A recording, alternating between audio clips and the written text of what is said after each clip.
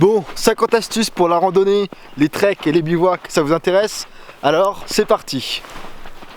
On commence avec une règle de base, ne prenez pas plus de matériel que nécessaire. Sur le terrain, chaque gramme va se faire ressentir.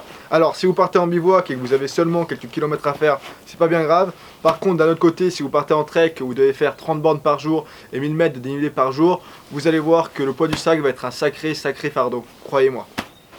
De la même manière, il est indispensable à mon sens de connaître tout le matériel que vous allez amener avec vous pour votre trek, votre bivouac ou votre expédition du bout des doigts. Je vois trop de gens faire la même erreur d'acheter des choses la veille de leur départ, c'est pas possible. Il faut que vous preniez le temps de tester le matériel que vous allez amener avec vous pour voir d'une part si ça vous convient et d'autre part si tout fonctionne correctement. Prenez le temps d'allumer votre réchaud et de cuisiner quelques repas avec. Mettez vos nouvelles chaussures, votre nouveau sac à dos et allez faire quelques randonnées. C'est pas possible de se rendre compte sur le terrain que quelque chose ne fonctionne pas. C'est tout aussi simple que ça. Sur l'expédition, vous ne devriez jamais avoir de surprise et vous devez connaître votre matériel du bout des doigts. Durant la randonnée, je vous conseille vivement de marcher à votre rythme et à essayer de bien contrôler votre respiration. Ça ne sert à rien de vouloir faire un sprint ou de vouloir marcher aussi rapidement que votre compagnon de marche, puisque au final, vous allez voir qu'au long terme, vous allez gagner à marcher à votre rythme et à essayer de contrôler votre respiration, puisque vous ferez beaucoup moins de pauses et en plus de ça, ça limitera les risques d'accident. Lorsque vous partez en trek ou en randonnée, je ne le répète pas assez souvent, mais je vous invite fortement à partir avec des bâtons. Pourquoi? Pour plein de bonnes raisons. Je vais vous citer 5 avantages aujourd'hui, bien sûr la liste n'est pas exhaustive, il y a une multitude de bonnes raisons, mais on va rester avec les principales. Premier avantage, ça a permis de réduire les impacts sur vos articulations. C'est quelqu'un qui a des problèmes aux genoux et qui s'est fait opérer des ligaments croisés qui vous parle. Croyez-moi, on sent réellement la différence lorsqu'on utilise des bâtons et lorsqu'on ne les utilise pas. Surtout si vous êtes comme moi et que vous aimez partir en trek en autonomie, ça implique que vous allez forcément avoir un sac à dos, vous allez forcément avoir plus de poids et donc davantage de contraintes sur votre corps. Et c'est donc d'autant plus important de prendre soin de ces articulations. Deuxièmement, ça va vous permettre de soulager l'effort musculaire. Si vous avez une montée à faire, 1000 mètres de dénivelé positif avec un sac sur le dos, je peux vous dire que vous allez être très content d'avoir ces bâtons qui vont vous permettre d'utiliser la force de vos bras, de vos épaules, de vos muscles supérieurs afin de soulager vos jambes, vos cuisses, vos mollets, vos ischios, etc. etc. Troisièmement, ça vous permet d'avoir une bien meilleure stabilité puisque vous vous en doutez bien, vous aurez maintenant 4 points d'appui au lieu de 2. C'est notamment intéressant en descente. Et puis ça vous permet également de tester et de tâter le terrain. Si vous traversez un passage douteux par exemple, vous traversez un passage à névé, un passage avec de la neige, un passage au niveau des pierriers, eh bien vous avez vos bâtons pour tester et voir si le terrain est dangereux ou non. Quatrième avantage, ça va vous améliorer sans que vous le sachiez votre posture de marche. Alors bien sûr pour ça, il faut que vos bâtons soient bien réglés. Comment régler ces bâtons? C'est très simple. Il faut que vous reteniez en règle générale que vos coudes doivent être dans un angle de 90 degrés. Donc lorsque vous êtes en descente, il va falloir rallonger les bâtons et lorsque vous serez en montée, il va falloir les raccourcir afin, vous l'avez compris, que vos coudes restent plus ou moins dans un angle de 90 degrés. Et c'est ça qui va vous permettre d'avoir le dos droit et donc d'améliorer votre posture de marche. Bon, le cinquième et dernier avantage que je vais vous donner aujourd'hui en faveur de ces bâtons de marche, c'est qu'ils peuvent être détournés et utilisés de plein d'autres manières différentes par rapport à leur usage primaire. A titre personnel, je vais vous donner un seul exemple, j'utilise souvent mes bâtons pour venir fixer et tendre mes tarpes lorsque je suis en bivouac. Bref, mot de la fin, prenez avec vous des bâtons de marche. En règle générale, je vous conseille de bannir les raccourcis. Je le répète souvent, mais pour moi, les raccourcis en montagne, c'est une fausse bonne idée. Souvent, vous allez avoir des chemins en zigzag et vous pensez aller plus rapidement en coupant directement à travers. Mais la plupart du temps, vous allez mettre autant de temps, voire plus, puisque bien sûr le chemin sera plus pentu, il sera moins accessible et vous allez surtout vous fatiguer pour la suite de la randonnée. Donc un conseil, évitez les raccourcis. Lorsque vous partez en trek ou en expédition, c'est super important d'être bien préparé. Que ce soit au niveau du bon choix de l'itinéraire, que ce soit au niveau du bon choix du matériel, que ce soit au niveau de l'apprentissage des compétences nécessaires, que ce soit au niveau de la préparation physique, etc. etc. La préparation, c'est super important. Mais le mental, c'est tout aussi important, voire plus. Si vous vous êtes fixé des gros objectifs et que vous êtes sur le point d'abandonner, alors n'abandonnez pas, continuez. Si vous vous êtes fixé un trop gros objectif, par exemple une trop grosse distance à parcourir, alors ce qu'il faut faire, c'est qu'il faut que vous découpiez ce gros objectif en peut-être plus petits objectifs, peut-être une plus petite distance à parcourir, mais ce qui est important, c'est de toujours rester dans l'action. Faites un pas après l'autre et puis lorsque vous avez réussi à terminer le plus petit objectif, passez au deuxième plus petit objectif et puis à la fin, vous arriverez à terminer avec l'objectif initial, le gros objectif que vous êtes fixé. Bref, mot de la fin, n'abandonnez jamais les amis. Il y a toujours une solution. Quel que soit le domaine dans la vie, n'abandonnez jamais. Si vous avez une pente raide à monter ou à descendre, je vous conseille de faire plein de petits zigzags. D'une part, ça limitera l'impact sur vos articulations, et puis d'autre part, bien entendu, ça limitera le risque de chute et d'accident. Lorsque vous partez en trek ou en randonnée, ça va être important de s'habiller correctement, d'utiliser des vêtements qui sont adaptés et surtout de respecter le principe des 3 couches. On ne va pas rentrer dans trop de détails, mais pour vous expliquer très rapidement, le principe des 3 couches, en hiver par exemple, le principe va être d'avoir une première couche qui sera en contact avec notre peau, dont le rôle va être d'absorber l'humidité. Une deuxième couche ou une couche intermédiaire qui va avoir comme rôle de nous protéger et de nous isoler du froid. Et finalement une troisième couche, la couche extérieure, qui elle va avoir comme rôle de nous protéger des éléments. Donc pluie, vent, etc., etc. Après bien sûr on va pouvoir jouer avec ce principe, on pourra rajouter plusieurs couches intermédiaires, enlever la couche extérieure en fonction bien entendu des conditions climatiques qu'on va avoir sur le terrain, mais il faut vraiment respecter ce principe de base, puisque autrement vous aurez beau empiler 40 vêtements les uns sur les autres, si vous ne respectez pas ce principe de base, vous n'arriverez jamais à vous réchauffer. Un point très important, c'est de ne jamais transpirer pendant l'effort. Il vaut mieux enlever plusieurs couches de vêtements et avoir un petit peu froid pendant la randonnée et ensuite, lorsque vous êtes au repos, remettre les vêtements sur soi plutôt que l'inverse. Croyez-moi, l'humidité c'est votre pire ennemi lorsqu'il fait froid. Lorsque j'aide les gens à préparer leur trek, on me demande souvent comment gérer la problématique des vêtements. Combien de tenues de rechange doit-on prendre par exemple? Alors je ne vais pas pouvoir vous donner une réponse toute faite car ça dépend de beaucoup de paramètres et je vois ça au cas par cas avec les gens que j'aide, mais en règle générale, à titre personnel, pour ce qui est de la tenue de la journée, je prends souvent qu'une seule tenue avec moi, même quand je pars plusieurs jours et même quand les conditions climatiques sont pourries. Ça m'est arrivé parfois où il a plu pendant toute la durée du trek, donc pendant 5-7 jours, on doit à chaque fois remettre des tenues qui sont mouillées, mais bon, s'il pleut, j'ai envie de vous dire que vous serez trempé à un moment ou à un autre de toute manière. Donc pour la tenue de la journée, j'ai souvent qu'une seule tenue avec moi. Par contre, pour ce qui est de la tenue de la nuit, je trouve que c'est important d'avoir toujours une tenue pour la nuit qui vous attend au chaud et au sec dans un sac étanche. Comme ça, même si les conditions climatiques sont pourries, vous êtes certain la nuit d'avoir une tenue chaude qui vous attend et c'est très important. Une bonne nuit de sommeil, c'est souvent très estimé, alors que lorsque vous partez plusieurs jours en trek, le repos c'est hyper important et ce n'est pas à négliger. En parlant d'hygiène, quelque chose qui est très souvent utilisé, ça va être le savon d'Alep. Avec ça, vous allez pouvoir laver votre corps, vous allez pouvoir laver vos cheveux, vous pourrez faire la lessive, vous pourrez faire la vaisselle, vous allez même pouvoir vous laver les dents. Donc si vous ne connaissez pas, je vous invite à tester. Les amis, achetez des sacs étanches, c'est super utile. Si vous n'en avez pas, je vous mettrai un lien dans la description et je vous invite fortement à en acheter. Personnellement, j'en ai toujours avec moi lorsque je pars en bivouac ou en trek. Ça me permet de faire plein de choses avec. Premièrement et principalement, bien sûr, c'est un sac étanche. Donc je m'en sers pour mettre ma tenue pour la nuit. Comme ça, même si les conditions climatiques sont pourries, s'il pleut, s'il neige, je sais que lorsque la nuit arrivera, j'aurai une tenue qui m'attendra et qui sera chaude et sèche. Mais ça peut être, encore une fois, utilisé pour plein de manières différentes. Une astuce toute bête parmi tant d'autres, ça va être, personnellement, je m'en sers en tant qu'oreiller de camping. J'y mets mes vêtements, je compresse. Si j'ai envie d'avoir un oreiller dur, je compresse beaucoup. Si j'ai envie d'avoir un oreiller plus moelleux, je compresse un tout petit peu. Et ça me fait office d'un superbe oreiller pour dormir confortablement. Donc j'ai envie de dire, inutile de vous embêter et de vous encombrer avec des oreillers qui sont faits spécifiquement pour le camping. Ça fait super bien l'affaire. Ça peut être utile pour, bien sûr, stocker de la nourriture. Ça peut être utile pour mettre à l'abri de l'équipement électronique, ça peut être utile, ça peut vous faire un récipient de fortune si vous devez partir à la cueillette, ça peut même vous faire un contenant de fortune si vous devez stocker de la nourriture. Bref, c'est super utile et en plus c'est léger et ça prend quasiment aucune place lorsque vous ne les utilisez pas. Même, j'ai envie de dire, pour aller encore plus loin, ça va vous permettre d'économiser de la place. Si vous mettez des vêtements en vrac dans votre sac à dos, alors ça prendra beaucoup de place, alors que là vous pouvez mettre vos vêtements dans le sac étanche et vous pouvez compresser beaucoup plus, ce qui fera économiser de la place. Donc, pour terminer avec les sacs étanches, pour ceux qui les utilisent, dites-moi vous comment vous les utilisez.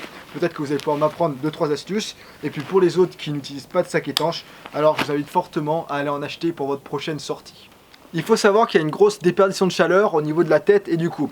Les chiffres varient, certaines personnes disent 30%, d'autres 40%, d'autres encore 50%. Finalement, le chiffre en tant que tel nous intéresse peu. Ce qu'il faut retenir, c'est que le cou, le visage et la tête sont des zones où il y a beaucoup d'échanges de chaleur. Donc lorsqu'il fait froid, ça va être primordial de se les couvrir. On peut utiliser pour cela un bonnet, on peut utiliser un tour de cou, on peut utiliser un bandana, un shemag, on peut utiliser une cagoule. Ce qui est important, ça va être de se couvrir les zones. Et puis à l'inverse, lorsqu'il fait chaud, on va également pouvoir utiliser ces zones d'échange de chaleur en prenant un tissu, un bandana, un shemag, en le mouillant, en l'humidifiant, puis en le mettant autour du cou, de façon à refroidir la température corporelle. L'endroit où vous installez votre lieu de campement a toute son importance. Je ne vais pas vous faire tous les cas possibles, mais je vous conseille fortement d'éviter de vous mettre juste à côté d'une source d'eau, comme un lac par exemple. D'une part, il va faire beaucoup plus frais, d'autre part, il y aura beaucoup plus d'insectes, surtout si l'eau est stagnante, et finalement, les animaux risquent d'être de passage. Donc évitez de vous mettre juste à côté d'une source d'eau. Idem, ne dormez pas dans un endroit en forme de cuvette. L'air froid étant plus dense, il va venir s'accumuler au fond, et donc dans ces lieux-là, vous aurez parfois quelques degrés en moins que si vous dormiez seulement à 50 mètres de là. Donc évitez les cuvettes. Dès lors que vous arrivez à votre lieu de campement, je vous conseille vivement de sortir votre sac de couchage. Ça va lui permettre de reprendre son gonflant et son pouvoir isolant avant que vous vous mettiez dedans pour la nuit. Une superbe astuce lorsque vous êtes en bivouac et qu'il fait très froid, ça va être de vous faire une bouillotte. Pour cela, vous allez bouillir de l'eau, vous prenez ensuite une nalgène, vous mettez l'eau bouillante dans la nalgène et vous allez venir positionner la nalgène au niveau de votre artère fémorale. De cette manière-là, ça va venir propager la chaleur dans tout votre corps. Si la nalgène est trop chaude et que vous avez peur de vous brûler, alors bien entendu, rien ne vous empêche de venir mettre une chaussette pour venir atténuer la chaleur. Croyez-moi, cette astuce, elle m'a aidé plus qu'une fois. En hiver, une astuce pour éviter que vos gourdes ne gèlent, ça va être de venir mettre une pincée de sel. Le sel va venir faire baisser le point de congélation. Si vous voulez, c'est un petit peu le même principe que lorsqu'on met du sel sur la route pour éviter que les routes ne gèlent. Vu qu'on est dans le froid, on va y rester. Une astuce qui va pouvoir intéresser ceux d'entre vous qui partent en trek ou en bivouac hivernal. Pour éviter que vos vêtements ne gèlent pendant la nuit, une astuce va être de les mettre à l'intérieur du sac de couchage. Alors bien sûr, faites ça uniquement s'il y a suffisamment de place. Il faut à tout prix éviter d'être comprimé à l'intérieur d'un sac de couchage. Et puis s'il n'y a pas suffisamment de place à l'intérieur de votre sac de couchage, l'astuce, ça va être de mettre vos vêtements entre votre sac de couchage et votre tapis de sol. D'une part, ça va limiter le risque que vos vêtements ne gèlent pendant la nuit, et d'autre part, ça va vous offrir une couche d'isolation supplémentaire. Et puis de la même manière, s'il fait froid, je vous conseille vivement de garder toujours vos téléphones, vos batteries de téléphone, vos batteries d'appareils électroniques sur vous. Pareil, quand vous dormez, mettez-les soit dans le pull, soit à l'intérieur du sac de couchage. Autrement, elles vont se décharger très rapidement. On me demande très souvent ce qu'il faut porter dans un sac de couchage. Ma réponse est très simple, portez ce que vous voulez dans le sac de couchage. Ça va dépendre des préférences de chacun. À une condition, portez ce que vous voulez dans le sac de couchage tant que vous n'êtes pas comprimé, tant que vous n'êtes pas compressé à l'intérieur. Puisque si vous êtes compressé à l'intérieur du sac, il vaut mieux mettre moins de couches de vêtements, puisque autrement, si vous êtes comprimé, le sac de couchage sera beaucoup moins efficace. Il vaut mieux éviter de respirer à l'intérieur d'un sac de couchage. Autrement, la condensation pourrait vous nuire. C'est pour ça qu'il vaut mieux toujours garder une petite ouverture histoire de faire dépasser la bouche. Et puis s'il fait vraiment trop glacial, ce que vous pouvez faire, c'est mettre un tissu et respirer à travers le tissu. Toujours avec les sacs de couchage, il vaut mieux éviter de dormir recourbé à l'intérieur d'un sac et de créer des points de compression. De manière générale, il faut que votre sac de couchage suive la courbure de votre corps. Par exemple, si vous dormez en position fétale, vous allez risquer de créer des points de compression entre vos genoux et vos fessiers. Et donc, de cette manière-là, votre sac de couchage va perdre en efficacité. Comment ranger un sac de couchage ? Ça, c'est une question qui revient fréquemment et je vois beaucoup de gens le faire de la mauvaise manière. Première règle, il faut vraiment éviter de plier votre sac de couchage. Autrement, au niveau des pliures, les fibres vont se casser et donc ça va le dégrader au long terme et ça va réduire son efficacité et son pouvoir isolant. Ensuite, parfois, ça m'arrive de voir en bivouac des gens qui prennent 15 minutes pour essayer de compresser le sac de couchage et de l'enrouler de la bonne manière pour ensuite le faire rentrer dans le sac de compression. Vous vous prenez la tête, ça sert à rien de faire comme ça. Comment faire ? Vous prenez votre sac de compression, vous allez desserrer les sangles au maximum et tout simplement vous allez venir bourrer votre sac de couchage à l'intérieur du sac de compression. Bien sûr, ça c'est pour la durée de votre voyage, pour la durée de votre trek. Dès que vous êtes arrivé à la maison, que vous avez terminé votre sortie, il faudra enlever le sac de couchage de son sac de compression, puisque autrement, si les fibres restent comprimées trop longtemps, ça va dégrader le sac de couchage au long terme. Et donc ensuite, ce que je vous conseille de faire, ça va être de stocker votre sac de couchage, soit à l'intérieur d'un sac poubelle par exemple, mais il faut qu'il ait du gonflant, il faut qu'il ait de la place pour respirer. Ou alors autrement, ce que certaines personnes font, c'est qu'ils mettent leur sac de couchage dans un cintre et puis ils l'étendent dans l'armoire avec le reste de leur vêtement, tout simplement. Le but, encore une fois, est qu'il ait du gonflant pour respirer. Une dernière astuce avec les sacs de couchage, on va passer à autre chose. Ce que je vous conseille de faire au réveil, ça va être d'ouvrir votre sac de couchage au maximum, de le retourner et puis de le secouer. Et puis également de le laisser quelques temps sécher si vous avez la possibilité. Et même si vous n'avez pas la possibilité de le faire sécher, rien que le fait de l'ouvrir, de le retourner et de le secouer, ça va réduire le risque qu'il y ait trop d'humidité qui stagne à l'intérieur et donc réduire l'efficacité et le pouvoir isolant de votre sac de couchage. Il y a beaucoup de gens qui me disent qu'ils ont souvent froid aux pieds lorsqu'ils sont à l'intérieur d'un sac de couchage et qu'ils n'arrivent pas à se réchauffer les pieds. Donc j'ai deux petites astuces à vous donner si c'est votre cas. D'une part, la première règle, c'est qu'il faut que vous vous réchauffiez les pieds avant de venir à l'intérieur du sac de couchage, puisque si vous rentrez dans votre sac de couchage et que vos pieds sont déjà froids, alors vous n'arriverez jamais à vous réchauffer les pieds lorsque vous serez à l'intérieur du sac. Donc ça c'est la première règle. Ce que vous pouvez faire avant de rentrer dans votre sac de couchage, c'est par exemple vous les frotter, essayer de faire circuler plus de sang, mais il faut vraiment que vos pieds soient bien chauds avant de rentrer dans le sac. Première règle. Et puis deuxième petite astuce que je peux vous donner, si vous avez souvent très froid aux pieds, bon bien entendu ça coule de source, la première chose qu'il faut faire c'est de prendre des chaussettes qui sont plus épaisses et surtout qui sont sèches, parce que si vos chaussettes sont mouillées, alors vous allez passer une nuit d'enfer. Et puis également une petite astuce, ça va être de ne pas coller l'extrémité de vos chaussettes avec vos doigts de pied, mais plutôt de laisser un petit espace entre vos doigts de pied et l'extrémité de la chaussette, de manière à ce qu'il y ait une bulle d'air. Et donc vous savez bien que le meilleur isolant c'est l'air. Il va y avoir une petite bulle d'air chaude qui va se créer et vous aurez a priori moins froid au niveau des extrémités, au niveau des pieds lorsque vous êtes à l'intérieur du sac de couchage. Si vous êtes dans un milieu où il fait froid, ça va être important les amis de manger et de boire chaud. Puisqu'autrement, si vous mangez de la nourriture froide ou si vous buvez de l'eau froide, ça va vous faire perdre de la chaleur alors qu'au contraire, ça pourrait vous en apporter. Si vous êtes dans un climat froid, une chose qui est très importante à faire et que je vois trop de gens négliger, ça va être d'aller uriner le plus souvent possible. Puisqu'autrement, votre corps va dépenser de l'énergie inutilement pour garder au chaud votre urine. Alors qu'il pourrait dépenser cette même énergie pour créer de la chaleur sur d'autres parties de votre corps. Donc première règle, allez uriner avant de vous mettre dans votre duvet, allez uriner avant de commencer votre nuit. Même si vous n'avez pas forcément envie d'aller uriner, c'est toujours bien de se forcer. Et puis, deuxième règle, si vous avez envie d'uriner en plein milieu de la nuit, je peux comprendre qu'on n'ait pas forcément envie de sortir de son duvet et d'aller affronter les conditions climatiques qui peuvent être parfois très difficiles. Mais alors, dans ce cas-là, il y a quelque chose qui s'appelle la gourde nalgène et on peut utiliser ça sans sortir de son duvet. Bien sûr, c'est plus simple pour les messieurs que les madames. Pour les madames, c'est possible, ça reste plus compliqué, mais ça reste possible. Bref, ce qu'il faut retenir, c'est qu'il faut uriner le plus souvent possible et éviter de garder trop d'urine à l'intérieur du corps, autrement votre corps va dépenser de l'énergie pour garder cette urine au chaud. Bon, c'est parti pour une petite série de vidéos dans laquelle je vais vous parler d'accessoires et d'objets que vous allez pouvoir retrouver soit dans votre garage, soit chez vous dans votre cuisine et que je vous invite fortement à amener avec vous lorsque vous partez en randonnée ou en trek. Premier accessoire, ça va concerner le duct tape, ou plutôt je crois qu'on dit ruban adhésif en français. Avec ça, vous allez pouvoir réaliser plein de choses. J'avais fait une vidéo complète que vous pourrez retrouver sur ma chaîne dans laquelle je vous donne plein d'usages divers et variés qu'on peut réaliser avec ce duct tape. Je vais quand même vous donner quelques idées dans cette vidéo. Ça vous fera réfléchir un petit peu par rapport à la potentialité et la polyvalence de cet objet. Première chose, c'est un moyen de fixer des choses. Donc vous l'imaginez bien, on va pouvoir réparer toutes sortes de choses sur le terrain. Moi je me souviens, j'étais en trek, j'étais à plus de 2000 mètres d'altitude et j'ai réparé un piquet de tente qui avait cassé. On peut également réparer les tissus qui sont fissurés et qui sont percés. On peut réparer des vêtements, on peut réparer un tarp, on peut réparer le tissu d'une tente, etc., etc. On va pouvoir réaliser avec du duct tape des pansements compressifs improvisés. On va pouvoir réaliser une attelle, on va pouvoir réaliser une bandoulière. On va pouvoir s'en servir pour créer un petit coton de fortune.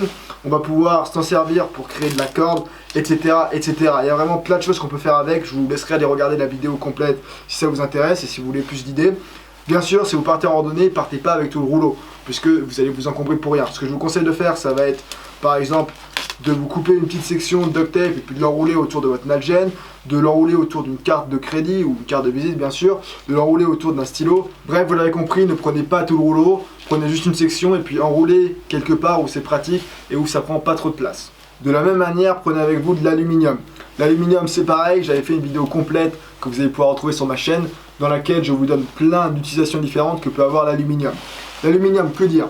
Vous allez pouvoir réaliser un petit contenant de fortune, vous allez pouvoir concevoir un petit coupe-vent pour votre réchaud, s'il y a trop de vent par exemple, vous allez pouvoir réaliser un petit couvercle de fortune pour bouillir de l'eau plus rapidement par exemple, et avec l'aluminium vous allez pouvoir cuire toutes sortes d'aliments directement à même le feu. Si vous n'avez pas de popote par exemple, mais vous avez des pommes de terre, vous pouvez les enrouler autour d'une couche d'aluminium et les mettre directement dans le feu, ça pourra les cuire d'une manière en plus très bonne.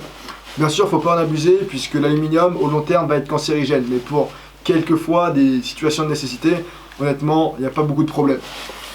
L'aluminium, en plus, le gros avantage, c'est que c'est super léger et super compact.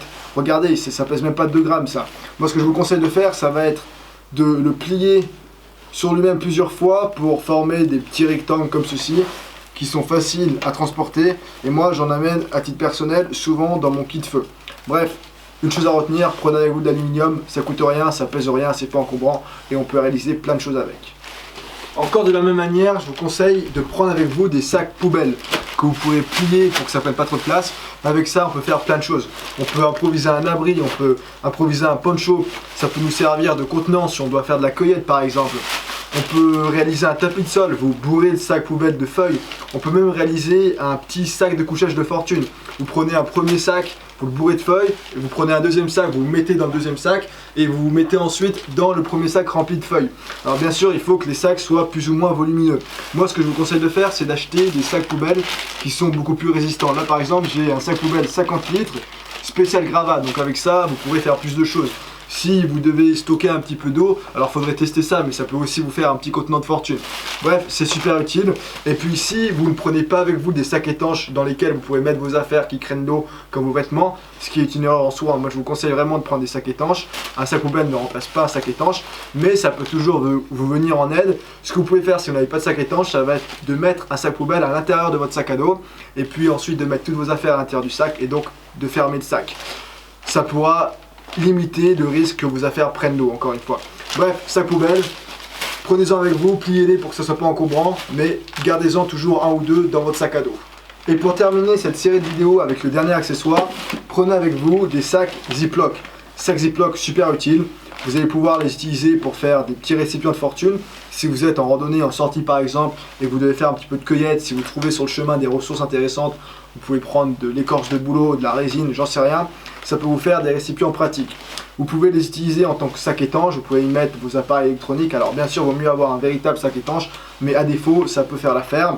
Vous pouvez les utiliser, par exemple à titre personnel, moi dans mon kit feu, je mets mon amadou, mes contours remplis de vaseline à l'intérieur d'un sac étanche. Comme ça, même si mon kit feu prend l'eau, au moins j'aurai mes amadous qui resteront au sec. Vous allez pouvoir les utiliser encore à titre personnel. Moi j'utilise des sacs Ziploc plus volumineux pour venir compartimenter toute ma nourriture par journée lorsque je pars en trek plusieurs jours en autonomie complète. Vous allez pouvoir les utiliser en tant que contenant de fortune. Si vous devez y stocker un petit peu d'eau, vous pouvez vous créer un petit système de filtration d'eau. Bref, sac étanche super utile, en plus c'est super compact et c'est hyper léger, tout comme l'aluminium. Donc on en a terminé là pour la série des 4 accessoires que vous allez pouvoir retrouver chez vous et que je vous conseille vivement d'amener avec vous lorsque vous partez en randonnée ou en trek. Pour récapituler, on va avoir le ruban adhésif, le duct tape, on va avoir le sac poubelle, on va avoir l'aluminium et on va avoir les sacs Ziploc. C'est léger, ça prend pas de place et ça va pouvoir souvent vous aider lorsque vous êtes sur le terrain, à défaut d'avoir d'autres objets plus adaptés. Une astuce pour ceux qui font des bivouacs en hiver, si vous souhaitez faire fondre l'eau de la neige ou l'eau de la glace, le problème c'est qu'elle est trop pure et donc il n'y aura pas assez de minéraux. Pour remédier à ce problème-là, il va falloir tout simplement rajouter des minéraux. Donc vous pouvez soit rajouter une pincée de sel, soit rajouter un bouillon de cube, ou alors même tout simplement vous pouvez manger en même temps des aliments pour avoir plus de minéraux. Le but vraiment, ça va être de limiter le risque de déminéralisation. À propos de la purification de l'eau, j'entends beaucoup trop de bêtises dans ce domaine-là et c'est trop peu important pour que je n'en parle pas. Donc cette vidéo, c'est pas vraiment une astuce, mais c'est plutôt une règle à retenir. La règle à retenir, c'est la suivante. Plus aucune eau de surface dans le monde doit être considérée comme potable. Je répète, plus aucune eau de surface que vous trouvez dans la nature, dans le monde, doit être considérée comme potable avant que vous lui administriez un bon traitement, le traitement adapté. C'est pas moi qui ai inventé cette règle, hein, c'est une règle qui nous provient directement de l'OMS, donc c'est du sérieux. Il faut donc, lorsque vous partez en randonnée ou en trek, que vous traitiez l'eau de manière la plus adaptée possible. Pour déterminer quel est le traitement le plus adapté, il vous faut déjà connaître quels sont les risques liés à l'eau dans vos régions ou dans les régions auxquelles vous allez vous rendre. Pour ça, il vous faut d'abord, la première chose à savoir, c'est quels sont les risques possibles. Donc il vous faut faire la différence entre bactéries, virus, contaminants chimiques, contaminants radioactifs, métaux lourds, parasites protozoaires, etc. etc. Je ne vais pas rentrer dans trop de détails, c'est un sujet qui est vachement complexe, mais qui est hyper important. C'est pour ça que je vais vous faire une formation beaucoup plus complète dans ce domaine-là dès que j'ai un peu plus de temps. Donc ça va dépendre du moment où vous allez regarder la vidéo. Si j'ai eu le temps de la terminer, alors vous trouverez un lien juste en dessous. Et puis si j'ai pas encore eu le temps de la faire, alors je vous tiendrai au courant par email lorsque tout ça sera terminé. Et vraiment, j'entends beaucoup trop d'âneries dans ce domaine-là. Souvent on me dit Dimitri, t'inquiète pas, moi j'utilise un filtre et j'arrive à traiter tous les contaminants, alors que c'est pas du tout le cas. Il faut savoir par exemple avec les filtres qu'on trouve sur le marché, ils ne prennent majoritairement pas en charge les contaminants chimiques ou les métaux lourds, à part si vous avez un cœur en carbone ou du charbon actif, mais ça je ne vais pas rentrer dans les détails comme je vous l'ai dit. Et puis encore une fois, de la même manière, 99,9% des filtres que vous vous savez, que vous utilisez lorsque vous partez en randonnée, ils ne vont pas traiter les virus. Il faut le savoir et il y a beaucoup de gens qui ne le savent pas. Bref, on va passer à un autre sujet, mais retenez bien la règle suivante. Plus aucune autre surface que vous pouvez trouver dans le monde quand vous partez en trek ou en randonnée doit être considérée potable avant que vous lui ayez administré le traitement adapté. N'attendez pas d'avoir soif pour boire, la réhydratation c'est super important, surtout en hiver, puisqu'en hiver on n'a pas du tout envie de boire, alors que pourtant il le faudrait davantage, puisque le froid assèche énormément. Donc retenez bien, n'attendez pas d'avoir soif pour boire, buvez, buvez, buvez, et buvez sans modération. Bien sûr, quand je dis buvez, buvez sans modération, je parle de l'eau et pas de l'alcool. L'alcool, c'est à bannir lorsque vous êtes en randonnée ou en trek, ou alors faites-le en connaissance de cause. Mais il faut savoir que l'alcool, ça va plus vous déshydrater qu'autre chose. Ça va faire baisser vos réflexes, ça va faire baisser le temps de réaction et plein d'autres qualités qui sont essentielles à avoir lorsque vous êtes sur le terrain. Si vous devez faire fondre de la neige et qu'il vous reste un petit peu d'eau, alors je vous conseille de garder votre eau. Vous mettez ensuite toute la neige dont vous avez besoin dans la popote et vous allez verser le fond d'eau qui vous reste. Ça permettra à la neige de fondre beaucoup plus rapidement. Vu qu'on est dans la neige, on va y rester. Si vous êtes enneigé, qu'il y a de la neige partout sur vos vêtements et que vous souhaitez vous approcher près du feu, je vous conseille d'abord de bien tout secouer et d'enlever toute la neige, puisqu'autrement, si vous vous approchez près du feu, elle va fondre et elle va ensuite vous tremper. Je vous le dis souvent, ça ne sert à rien d'avoir un très bon sac de couchage si vous n'avez pas de tapis de sol. Autrement, vous allez prendre très froid à cause de la conduction. Donc si vous n'avez pas de tapis de sol, il faut à tout prix trouver un moyen de vous isoler du sol. Bien sûr, on peut faire ça avec des matériaux qu'on trouve dans la nature. Souvent, on nous parle de branches de sapin, on peut faire ça également avec des feuilles mortes, etc. etc. Une autre astuce qui peut être efficace, ça va être de prendre votre sac à dos, de virer les grosses affaires inconfortables qu'il y a à l'intérieur et ensuite de le mettre sous votre buste. De cette manière-là, vous le comprenez bien, ça va vous permettre de vous faire une isolation supplémentaire. Mais retenez bien la chose suivante, un bon sac de couchage doit forcément s'accompagner d'un bon tapis de sol. Autrement, c'est le froid assuré. En parlant de feuilles mortes, une astuce qui me vient à l'esprit, si vous avez froid et que vous avez 2 couches de vêtements mais pas suffisamment, alors ça va être de mettre des feuilles mortes entre vos 2 couches de vêtements. C'est pas forcément ce que je vous souhaite de faire, j'espère que ça vous arrivera pas. Normalement vous devez partir avec du matériel adapté, mais c'est toujours intéressant de le savoir en cas de nécessité. On parlait il y a quelques temps des sacs de couchage, j'y pense maintenant. Ça peut être intéressant de mettre un drap de soie à l'intérieur du duvet. D'une part, ça va vous permettre de gagner quelques degrés supplémentaires, et puis d'autre part, ça vous évitera de salir l'intérieur de votre duvet.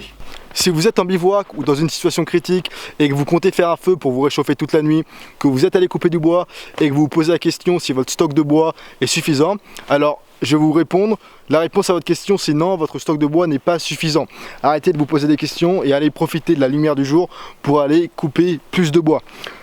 C'est une erreur assez fréquente de sous-estimer son stock de bois. Il faut vraiment se dire que le bois ça se consomme très rapidement, d'autant plus si les conditions climatiques sont difficiles. S'il pleut par exemple, il faudra aller en chercher le double de bois puisqu'il faudra en remettre par-dessus pour continuer à alimenter le feu alors qu'il y a de la pluie qui tombe dessus. Donc vraiment, ne faites pas l'erreur de sous-estimer votre stock de bois et profitez de la lumière du jour pour aller en couper. En parlant de bois, c'est toujours bien d'éviter de prendre le bois qui se trouve juste à côté de votre campement et plutôt de faire l'effort d'aller un peu plus loin pour récupérer le bois et vous faire un stock pour la nuit, puisque dans l'hypothèse où il vous manque du bois pendant la nuit, au moins vous pourrez en récupérer juste à côté de votre campement et vous n'aurez pas besoin de faire 10 bornes pour trouver du bois. Un petit mot à propos du matériel lorsque vous partez tout seul, en trek ou en rando. Il y a une phrase que j'aime bien qui est la suivante. Vous vivez avec le matériel qu'il y a dans votre sac à dos et vous survivez avec le matériel qu'il y a dans vos poches. Je vous laisse méditer là-dessus. Lorsque vous partez en randonnée ou en bivouac, il y a des fortes chances que vous allez amener avec vous des lampes de poche ou des lampes frontales. Il y a un risque, j'en parle en connaissance de cause, il y a un risque que ces lampes s'allument de manière accidentelle lorsqu'elles sont dans votre poche ou lorsqu'elles sont dans votre sac à dos. Pour remédier à ce risque et éviter de vous retrouver de manière un petit peu stupide à la tombée de la nuit sans aucune batterie, sans aucune lumière, pour remédier à ce risque, il y a différentes manières de le faire. Soit vous pouvez enlever les piles et les stocker dans un sac étanche pendant la durée du trajet, ou dans un sac Ziploc par exemple. Ou alors ce que vous pouvez faire également, ça va être de prendre les piles et de les inverser de sens dans la lampe de poche. Ne me remerciez pas, ça vous évitera de vous retrouver à la tombée de la nuit avec une lampe de poche dans les mains, mais sans aucune batterie. On reste dans l'univers des lampes. Si vous souhaitez une lumière, mais que vous ne souhaitez pas un faisceau concentré, et que vous souhaitez plutôt une lumière diffuse, alors une astuce, ça va être de prendre une bouteille Nalgene par exemple, avec de l'eau à l'intérieur, et vous allez venir pointer votre lampe vers cette bouteille Nalgene. Ça vous permettra d'avoir non pas un rayon concentré, mais plutôt d'avoir une lumière diffuse. Ça peut être intéressant dans une tente ou sur le lieu du campement par exemple. Pour terminer avec un mot sur les vêtements, évitez à tout prix le coton, c'est vraiment affreux lorsque c'est mouillé.